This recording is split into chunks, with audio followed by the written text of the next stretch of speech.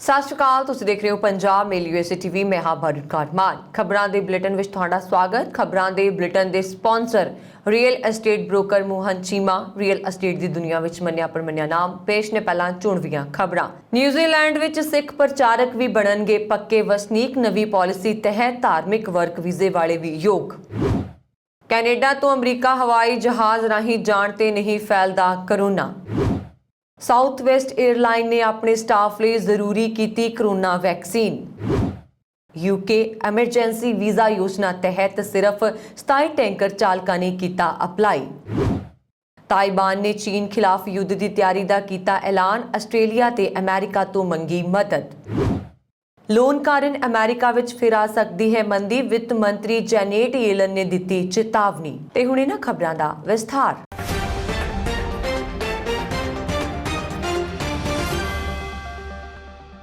New Zealand lockdown ਤੋਂ ਪਹਿਲਾਂ ਪ੍ਰਚਾਰ ਕਰਨ ਲਈ ਆਏ ਦਰਜਨਾਂ ਸਿੱਖ ਪ੍ਰਚਾਰਕ ਵੀ ਨਿਊਜ਼ੀਲੈਂਡ ਦੇ ਪੱਕੇ ਵਸਨੀਕ ਬਣ ਜਾਣਗੇ। ਇਮੀਗ੍ਰੇਸ਼ਨ ਵੱਲੋਂ ਐਲਾਨੀ ਗਈ ਨਵੀਂ ਪਾਲਿਸੀ ਤਹਿਤ ਧਾਰਮਿਕ ਵਰਕ ਵੀਜ਼ੇ ਵੀ ਯੋਗ ਹਨ ਅਤੇ ਇੰਗਲਿਸ਼ ਭਾਸ਼ਾ ਦੇ ਗਿਆਨ ਵਾਲੀ ਸ਼ਰਤ ਵੀ ਨਹੀਂ ਹੈ, ਜਿਸ ਕਰਕੇ ਰਾਗੀ ਗ੍ਰੰਥੀ ਸਿੰਘ ਬਾਗੋ-ਬਾਗ ਹਨ।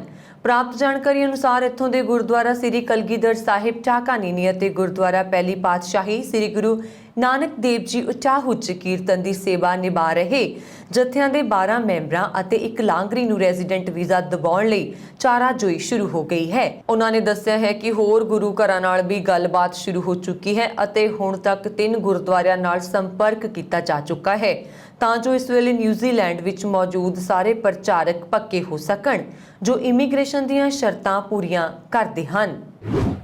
ਕੈਨੇਡਾ ਤੋਂ ਹਵਾਈ ਜਹਾਜ਼ ਰਾਹੀਂ ਅਮਰੀਕਾ ਦਾ ਸਫ਼ਰ ਬਦਸਤੂਰ ਜਾਰੀ ਹੈ, ਪਰ ਬਾਈਡਨ ਸਰਕਾਰ ਕਾਰ ਵਿੱਚ ਬੈਠੇ ਕੈਨੇਡਾ ਵਾਸੀਆਂ ਨੂੰ ਆਪਣੀ ਧਰਤੀ ਤੇ ਕਦਮ ਰੱਖਣ ਦੀ ਇਜਾਜ਼ਤ ਦੇਣ ਤੋਂ ਬਾਰ-ਬਾਰ ਨਾ ਕਰ ਰਹੀ ਹੈ।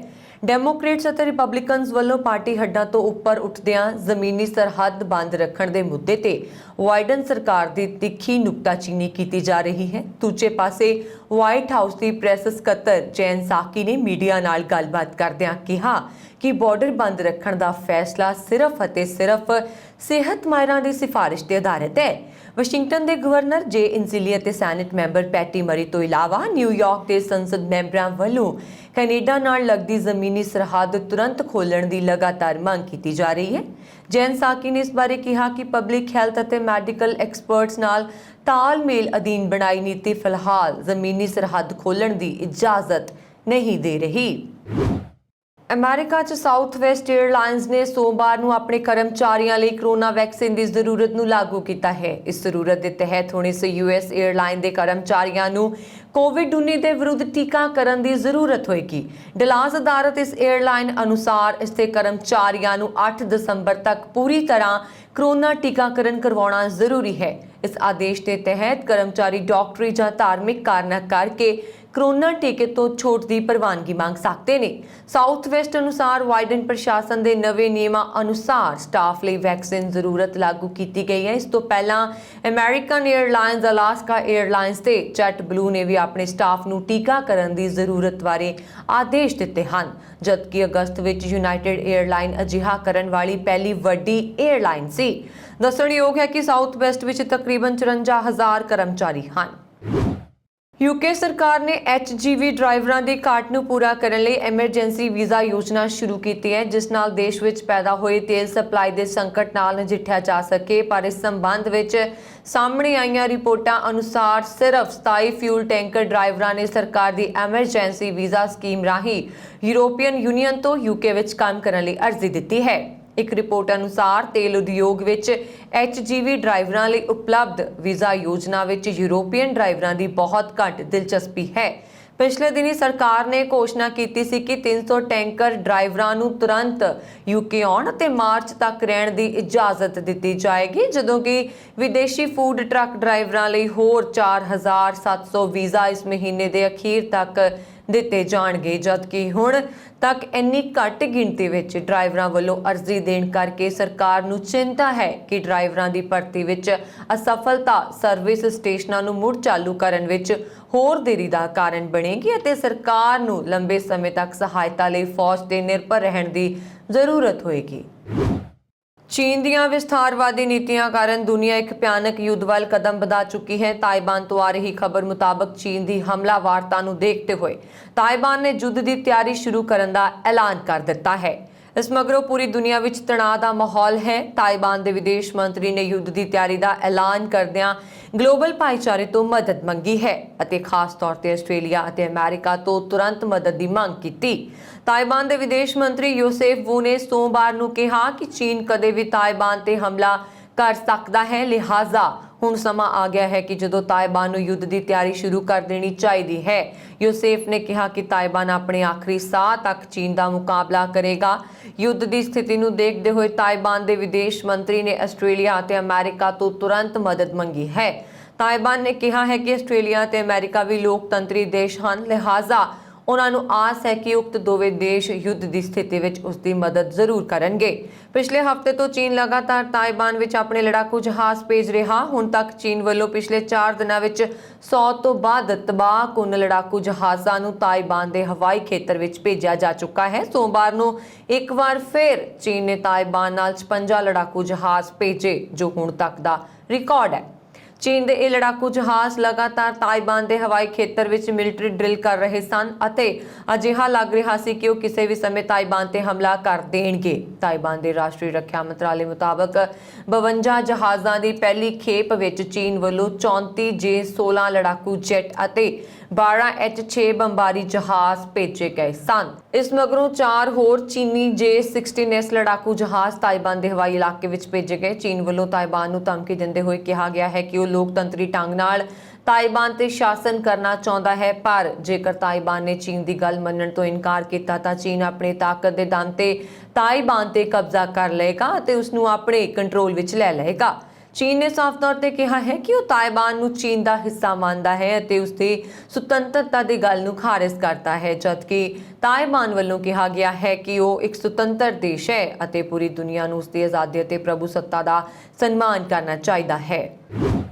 ਅਮਰੀਕਾ ਦੀ ਟ੍ਰੈਜ਼ਰੀ ਸਕੱਤਰ ਭਾਵ ਵਿੱਤ ਮੰਤਰੀ ਜੈਨੇਟ ਯੈਲਨ ਨੇ ਮੰਗਲਵਾਰ ਨੂੰ ਚੇਤਾਵਨੀ ਦਿੰਦੇ ਹੋਏ ਕਿਹਾ ਕਿ ਲੋਨ ਕਾਰਨ ਅਮਰੀਕਾ ਵਿੱਚ ਫਿਰ ਮੰਦੀ ਦੀ ਲਪੇਟ ਆ ਸਕਦੀ ਹੈ। ਉਹਨਾਂ ਨੇ ਕਿਹਾ ਕਿ ਅਮਰੀਕਾ ਲੋਨ ਡਿਫਾਲਟ ਇੱਕ ਹੋਰ ਮੰਦੀ ਦਾ ਕਾਰਨ ਬਣ ਸਕਦਾ ਹੈ। ਮਸ਼ਹੂਰ ਅਰਥਸ਼ਾਸਤਰੀ ਯੈਲਨ ਨੇ ਕਿਹਾ ਕਿ ਅਮਰੀਕੀ ਕਾਨੂੰਨ ਨਿਰਮਾਤਾ ਲੋਨ ਦੀ ਸੀਮਾ ਨੂੰ ਵਧਾਉਣ ਲਈ ਲੜ ਰਹੇ ਹਨ ਅਤੇ ਅਜਿਹੇ ਵਿੱਚ ਲੋਨ ਡਿਫਾਲਟ ਹੋਣਾ ਲਾਜ਼ਮੀ ਹੈ ਤਾਂ ਮੈਂ ਪੂਰੀ ਤਰ੍ਹਾਂ ਨਾਲ ਉਮੀਦ ਕਰਦੀ ਹਾਂ ਕਿ ਇਹ ਮੰਦੀ ਦਾ ਕਾਰਨ ਬਣੇਗੀ। ਯੈਲਨ ਨੇ ਪਹਿਲਾਂ ਹੀ ਚੇਤਾਵਨੀ ਦਿੱਤੀ ਸੀ ਕਿ ਜੇਕਰ ਕਾਂਗਰਸ ਲੋਨ ਸੀਮਾ ਵਿੱਚ ਢਿੱਲ ਨਹੀਂ ਦਿੰਦੀ ਹੈ ਤਾਂ 18 ਅਕਤੂਬਰ ਤੋਂ ਬਾਅਦ ਸੰਯੁਕਤ ਰਾਜ ਅਮਰੀਕਾ ਕੋਲ ਲੈਣਦਾਰਾਂ ਦੇ ਪ੍ਰਤੀ ਆਪਣੀਆਂ ਜ਼ਿੰਮੇਵਾਰੀਆਂ ਨੂੰ ਪੂਰਾ ਕਰਨ ਲਈ ਰਾਸ਼ੀ ਨਹੀਂ ਹੋਵੇਗੀ। ਅਸਲ ਵਿੱਚ ਉਧਾਰ ਦੀ ਸੀਮਾ ਤੈਅ ਕਰਨ ਤੋਂ ਬਾਅਦ ਕਾਂਗਰਸ ਨੇ ਪਿਛਲੇ ਦਹਾਕਿਆਂ ਵਿੱਚ ਦਰਜਨਾਂ ਵਾਰ ਅਜਿਹਾ ਕੀਤਾ ਹੈ ਅਤੇ ਵੋਟ ਆਮ ਤੌਰ ਤੇ ਦੋ ਪੱਖੀ ਹੋਣ ਦੇ ਨਾਲ ਹੀ ਕਿਸੇ ਵੀ ਤਰ੍ਹਾਂ ਦੇ ਵਿਵਾਦ ਨਾਲ ਦੂਰ ਹੁੰਦੇ ਹਨ। ਇਸ ਸਾਲ ਵਾਸ਼ਿੰਗਟਨ ਵਿੱਚ ਅਸਧਾਰਨ ਕੁੜੱਤਣ ਨੂੰ ਦਿਖਾਉਂਦੇ ਹੋਏ ਰਿਪਬਲਿਕਨ ਲੋਨ ਦੀ ਸੀਮਾ ਨੂੰ ਵਧਾਉਣ ਲਈ ਵੋਟ ਦੇਣ ਤੋਂ ਇਨਕਾਰ ਕਰ ਰਹੇ ਹਨ। 74 ਸਾਲਾ ਜੈਨੇਟ ਯੈਲਨ ਇਸ ਤੋਂ ਪਹਿਲਾਂ ਅਮਰੀਕਾ ਦੇ ਕੇਂਦਰ ਬੈਂਕ ਫੈਡਰਲ ਰਿਜ਼ਰਵ ਦੀ ਗਵਰਨਰ ਰਹਿ ਚੁੱਕੀ ਹੈ। ਉਸਨੇ 2014 ਤੋਂ 2018 ਦੌਰਾਨ ਫੈਡਰਲ ਰਿਜ਼ਰਵ ਦੀ ਅਗਵਾਈ ਕੀਤੀ। ਯੈਲਨ ਨੇ ਬ੍ਰਾਊਨ ਅਤੇ ਯੇਲ ਤੋਂ ਗ੍ਰੈਜੂਏਸ਼ਨ ਕੀਤੀ ਹੈ। ਅਮਰੀਕਾ ਦੇ ਇੱਕ ਸਾਬਕਾ ਡਿਪਲੋਮੈਟ ਨੇ ਮੰਗਲਵਾਰ ਨੂੰ ਕਿਹਾ ਕਿ ਉਹਨਾਂ ਦੇ ਦੇਸ਼ ਦੀ ਤੁਲਨਾ 'ਚ ਭਾਰਤ ਅੱਤਵਾਦ ਦੇ ਖਤਰੇ ਤੋਂ ਜ਼ਿਆਦਾ ਪ੍ਰਭਾਵਿਤ ਰਿਹਾ ਹੈ।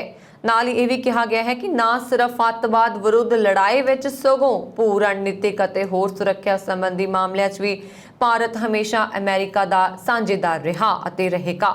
ਸੰਯੁਕਤ ਰਾਜ ਸ਼ਾਂਤੀ ਸੰਸਥਾਪਨ ਦੇ ਉਪ ਪ੍ਰਧਾਨ ਜਾਰਜ ਮੂਸ ਨੇ ਵਾਸ਼ਿੰਗਟਨ ਵਿੱਚ 9/11 ਤੋਂ ਬਾਅਦ 20 ਸਾਲ ਅਮਰੀਕੀ ਸ਼ਾਂਤੀ ਨਿਰਮਾਣ ਨੀਤੀ ਦਾ ਵਿਕਾਸ ਵਿਸ਼ੇ ਤੇ ਆਨਲਾਈਨ ਸੈਸ਼ਨ ਨੂੰ ਸੰਬੋਧਨ ਕਰਦੇ ਹੋਏ ਕਿਹਾ ਕਿ ਭਾਰਤ ਅਮਰੀਕਾ ਦਾ ਪ੍ਰਮੁੱਖ ਸਾਂਝੇਦਾਰ ਹੈ ਅਤੇ ਹਮੇਸ਼ਾ ਬਣਿਆ ਰਹੇਗਾ। ਉਹਨਾਂ ਨੇ ਕਿਹਾ ਕਿ ਅਮਰੀਕੀ ਅੱਤਵਾਦ ਨਾਲ ਨਜਿੱਠਣ ਦੇ ਭਾਰਤ ਦੇ ਤੌਰ ਤਰੀਕਿਆਂ ਦਾ ਸਨਮਾਨ ਕਰਦੇ ਨੇ। ਕੀਰ ਪਾਸ ਫਾਊਂਡੇਸ਼ਨ ਨਾਲ ਆਨਲਾਈਨ ਮੀਟਿੰਗ ਦੌਰਾਨ ਮੂਸ ਤੋਂ ਜਦ ਪੁੱਛਿਆ ਗਿਆ ਕਿ ਅਮਰੀਕਾ ਦੀ ਤਰ੍ਹਾਂ ਅੱਤਵਾਦ ਨਾਲ ਪੀੜਤ ਰਿਹਾ ਭਾਰਤ ਵੀ ਇਸ ਸਮੱਸਿਆ ਨਾਲ ਨਜਿੱਠਣ ਵਿੱਚ ਅਹਿਮ ਭੂਮਿਕਾ ਅਦਾ ਕਰ ਸਕਦਾ ਹੈ ਤਾਂ ਮੂਸ ਨੇ ਹਾਂ ਵਿੱਚ ਜਵਾਬ ਦਿੱਤਾ।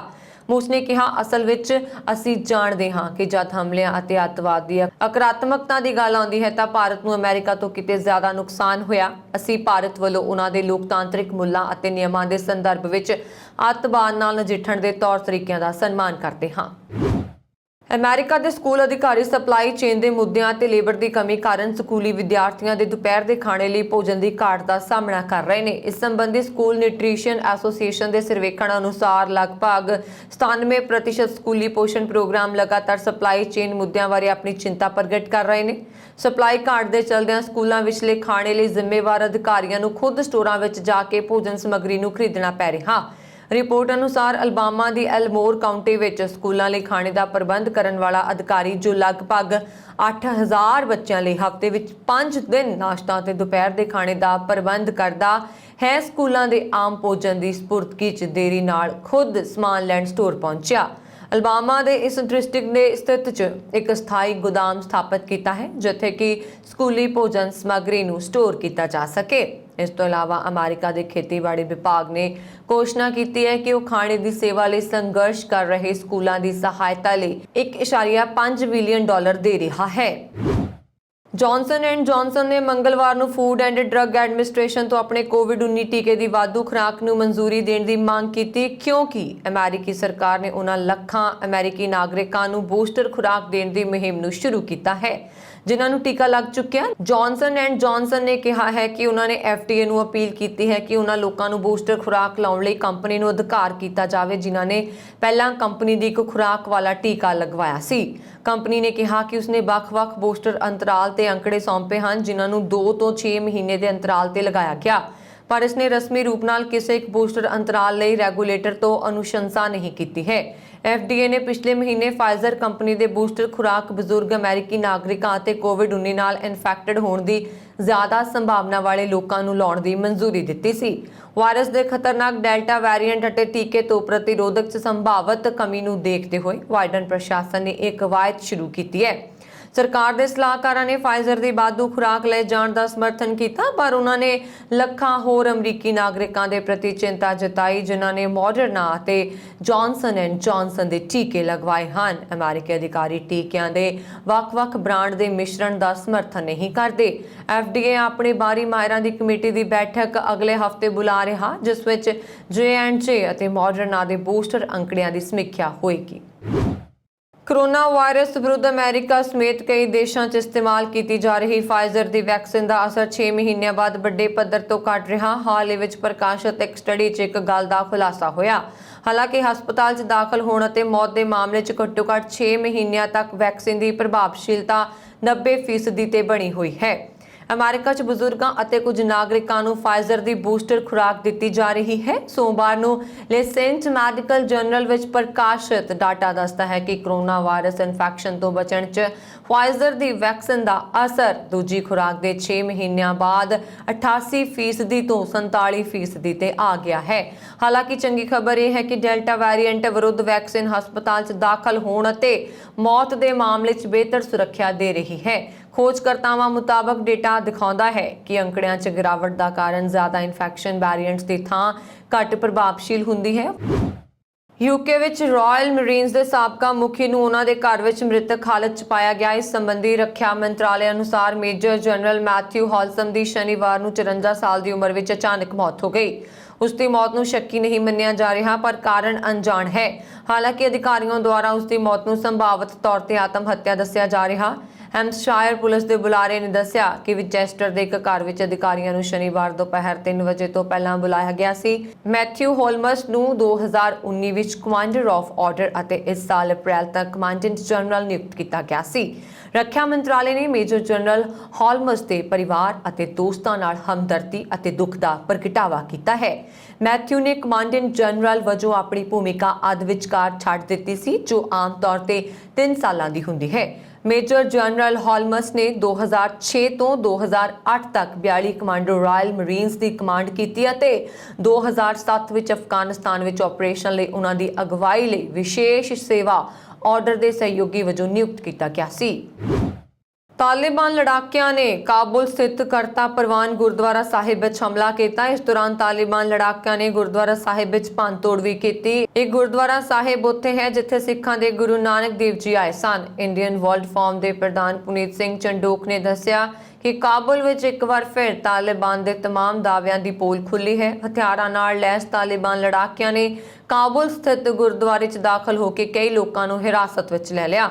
ਉੱਥੇ ਸਥਾਨਕ ਲੋਕਾਂ ਦਾ ਦੋਸ਼ ਹੈ ਕਿ ਤਾਲਿਬਾਨ ਲੜਾਕਿਆਂ ਨੇ ਗੁਰਦੁਆਰੇ ਦੇ ਸੀਸੀਟੀਵੀ ਕੈਮਰਿਆਂ ਨੂੰ ਵੀ ਤੋੜ ਦਿੱਤਾ। ਇਸ ਤੋਂ ਇਲਾਵਾ ਗੁਰਦੁਆਰਾ ਸਾਹਿਬ ਵਿੱਚ ਭੰਨਤੋੜ ਕੀਤੀ ਗਈ। ਜ਼ਿਕਰਯੋਗ ਹੈ ਕਿ ਕਰਤਾ ਪਰਵਾਨ ਗੁਰਦੁਆਰਾ ਅਫਗਾਨਿਸਤਾਨ ਦੇ ਉੱਤਰ ਪੱਛਮੀ ਕਾਬੁਲ ਵਿੱਚ ਸਥਿਤ ਹੈ।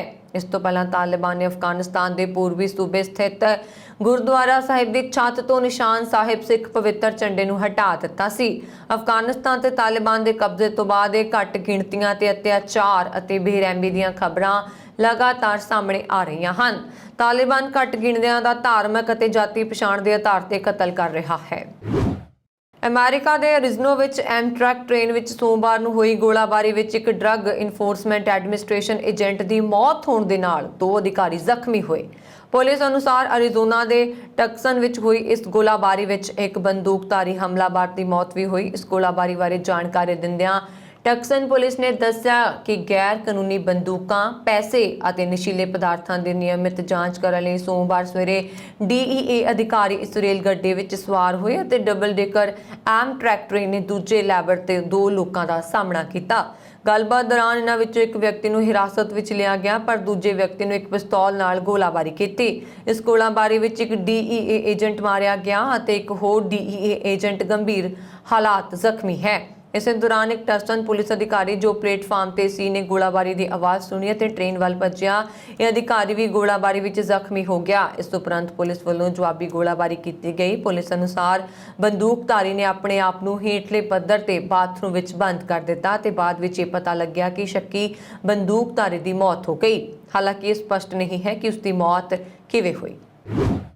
ਇਟਲੀ ਦੀ ਰਾਜਧਾਨੀ ਰੋਮ ਵਿੱਚ ਸਥਿਤ ਸਭ ਤੋਂ ਵੱਡੀ ਪਬਲਿਕ ਟਰਾਂਸਪੋਰਟ ਕੰਪਨੀ ATAC ਦੇ ਬੱਸਾਂ ਵਾਲੇ ਡਿਪੂ ਵਿੱਚ ਅੱਗ ਲੱਗਣ ਦਾ ਸਮਾਚਾਰ ਪ੍ਰਾਪਤ ਹੋਇਆ। ਸਥਾਨਕ ਮੀਡੀਆ ਅਨੁਸਾਰ ਡਿਪੂ ਵਿੱਚ ਖੜੀਆਂ 20 ਤੋਂ ਜ਼ਿਆਦਾ ਬੱਸਾਂ ਅੱਗ ਦੀ ਲਪੇਟ ਵਿੱਚ ਆ ਜਾਣ ਕਾਰਨ ਸੜ ਕੇ ਸੁਆਹ ਹੋ ਗਈਆਂ।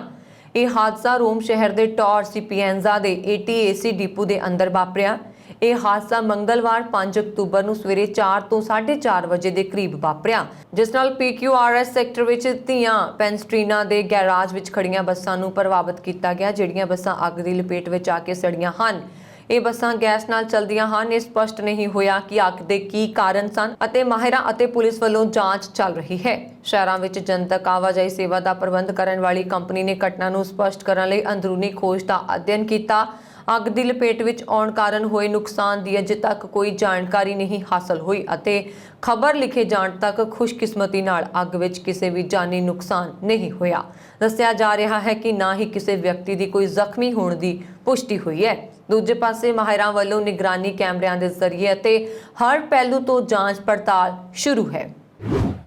ਅਮਰੀਕਾ 'ਚ ਇਲੈਕਟ੍ਰਿਕ ਸਕੂਟਰਾਂ, ਇਲੈਕਟ੍ਰਿਕ ਬਾਈਕ, ਹੋਵਰਬੋਰਡਸ ਅਤੇ ਮਾਈਕਰੋ ਮੋਬਿਲਿਟੀ ਵਾਹਨਾਂ ਨਾਲ ਜੁੜੇ ਹਾਦਸਿਆਂ ਵਿੱਚ ਵਾਧਾ ਦਰਜ ਕੀਤਾ ਗਿਆ। US consumer product safety commission ਦੇ ਅਨੁਸਾਰ ਪਿਛਲੇ 4 ਸਾਲਾਂ ਵਿੱਚ ਇਹਨਾਂ ਇਲੈਕਟ੍ਰਿਕ ਛੋਟੇ ਵਾਹਨਾਂ ਦੀ ਵਰਤੋਂ ਨਾਲ ਲੱਗੀਆਂ ਸੱਟਾਂ 'ਚ ਤਕਰੀਬਨ 70% ਵਾਧਾ ਹੋਇਆ ਹੈ। ਇਸ ਏਜੰਸੀ ਅਨੁਸਾਰ ਥੋੜੀ ਦੂਰੀ ਦੀ ਆਵਾਜਾਈ ਲਈ ਬੈਟਰੀ ਨਾਲ ਚੱਲਣ ਵਾਲੇ ਇਹਨਾਂ ਸਾਧਨਾਂ ਦੀ ਵਰਤੋਂ ਨਾਲ 2017 ਤੋਂ 2020 ਵਿਚਕਾਰ 1,90,000 ਤੋਂ ਵੱਧ ਲੋਕ ਹਸਪਤਾਲ ਪਹੁੰਚੇ ਨੇ ਅਤੇ ਘੱਟੋ-ਘੱਟ 71 ਲੋਕਾਂ ਦੀ ਮੌਤ ਵੀ ਹੋਈ ਹੈ। ਇਹਨਾਂ ਵਾਹਨਾਂ ਨਾਲ ਜੁੜੀਆਂ ਸੱਟਾਂ 'ਚ ਲਗਾਤਾਰ ਵਾਧਾ ਹੋ ਰਿਹਾ, ਜਿਸ ਕਾਰਨ 2017 ਵਿੱਚ 34,000 ਅਤੇ ਪਿਛਲੇ ਸਾਲ 57,000 ਲੋਕ ਹਸਪਤਾਲ ਗਏ।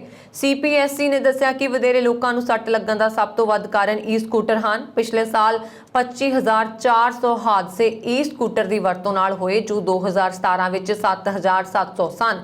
ਏਜੰਸੀ ਅਨੁਸਾਰ ਛੋਟੇ, ਤੇਜ਼, ਬਿਨਾਂ ਆਵਾਜ਼, ਬਿਜਲੀ ਨਾਲ ਚੱਲਣ ਵਾਲੇ ਸਕੂਟਰ ਆਲੇ ਦੁਆਲੇ ਘੁੰਮਣ ਦਾ ਇੱਕ ਮਜ਼ੇਦਾਰ, ਪ੍ਰਭਾਵਸ਼ਾਲੀ ਤਰੀਕਾ ਹੋ ਸਕਦਾ ਹੈ, ਪਰ ਇਸ ਦੀ ਅਸੁਰੱਖਿਅਤ ਸਵਾਰੀ ਅਤੇ ਟੱਕਰ ਕਾਰਨ ਗੰਭੀਰ ਸੱਟ ਜਾਂ ਮੌਤ ਹੋ ਸਕਦੀ ਹੈ। ਇਸ ਲਈ ਏਜੰਸੀ ਵੱਲੋਂ ਲੋਕਾਂ ਨੂੰ ਸਲਾਹ ਦਿੱਤੀ ਜਾਂਦੀ ਹੈ ਕਿ ਈ-ਸਕੂਟਰਾਂ ਆਦਿ ਸਵਾਰੀ ਕਰਦੇ ਸਮੇਂ ਹੈਲਮਟ ਦੀ ਵਰਤੋਂ ਕਰਨ ਦੇ ਨਾਲ-ਨਾਲ ਸੜਕ ਸੁਰੱਖਿਆ ਦਾ ਖਾਸ ਧਿਆਨ ਰੱਖਿਆ ਜਾਏ। ਇਹ ਸਨ ਹੁਣ ਤੱਕ ਦੀਆਂ ਖਬਰਾਂ। ਮੈਨੂੰ ਵਰੁਣ ਕੌਰ ਮਾਨ ਨੂੰ ਦਿਓ ਆ ਗਿਆ। ਹੋਰ ਖਬਰਾਂ ਦੇ ਲਈ ਸਾਡਾ YouTube ਚੈਨਲ ਪੰਜਾਬ ਮੇਲ USA TV ਜ਼ਰੂਰ ਸਬਸਕ੍ਰਾਈਬ ਕਰੋ। ਸਤਿ ਸ਼੍ਰੀ ਅਕਾਲ।